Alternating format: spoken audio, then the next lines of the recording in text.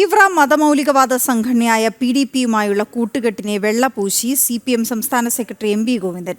PDP ജമാഅത്തെ ഇസ്ലാമിയെ പോലുള്ള വർഗീയ സംഘടന അല്ലെന്ന് ന്യായീകരണം. നിലമ്പൂരിൽ PDPയുടെ പിന്തുണ വേണ്ടെന്ന് പറയില്ലെന്നും CPM സെക്രട്ടറി. മതമൗലികവാദ സംഘടനകളെ ചേർത്തു നിർത്താൻ മത്സരിക്കുകയാണ് LDFും UDFും. വോട്ട് ബാങ്ക് ലക്ഷ്യം വെച്ചാണ് മതതീവ്രവാദ സംഘടനകളെ താലോലിക്കുന്നത്.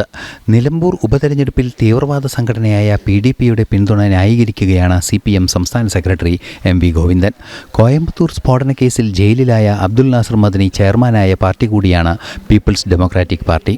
പക്ഷേ ഇവിടെ ഇപ്പോഴും കഴിഞ്ഞ 17-18 ലോക്സഭാ തെരഞ്ഞെടുപ്പ്, കഴിഞ്ഞ പാലക്കാട് ഉപതെരഞ്ഞെടുപ്പ്, ഇപ്പോഴും നിലമ്പൂർ ഉപതെരഞ്ഞെടുപ്പ് ഉൾപ്പെടെയുള്ളതിൽ വർഗീയവാദികളുമായിട്ട് ചേർന്ന് മുമ്പോട്ടേക്ക് പോകുന്ന സ്ഥിതി തന്നെയാണ് യഥാർത്ഥത്തിൽ UDFിൻ്റെ ഭാഗമായിട്ടുള്ളത്. അത് തന്നെയാണ് മഴവിൽ സഖ്യമെന്ന് ഞാൻ പറഞ്ഞത്. ആ സഖ്യം ശക്തിയായിട്ട് നിൽക്കുകയാണ്. എന്തിനാണ് പറയേണ്ട കാര്യം? PDPയും ജമാഅത്തെ ഇസ്ലാം ഒരുപോലെയാണ്. അല്ല, സ്വീകരിക്കൊണ്ടോ ഇല്ലെന്നുള്ളതല്ല പ്രശ്നം. ഞാൻ പറഞ്ഞു വന്നത് PDPയും അതുപോലെ തന്നെ ജമാഅത്തെ ഇസ്ലാം ഒരുപോലെയാണോ?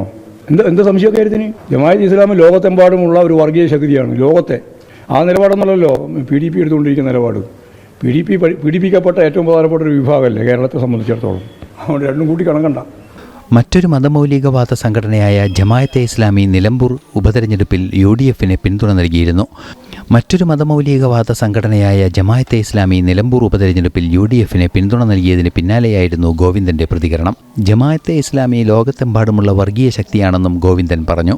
തെരഞ്ഞെടുപ്പ് എടുക്കുമ്പോൾ വോട്ട് ബാങ്ക് ലക്ഷ്യമിട്ടത് മതതീവ്രവാദ ശക്തികളെ കേരളത്തിൽ വളർത്തുന്നത് തുടരുകയാണ് ഇടതു വലതു മുന്നണികൾ. ടീം ജനം, നിലമ്പൂർ.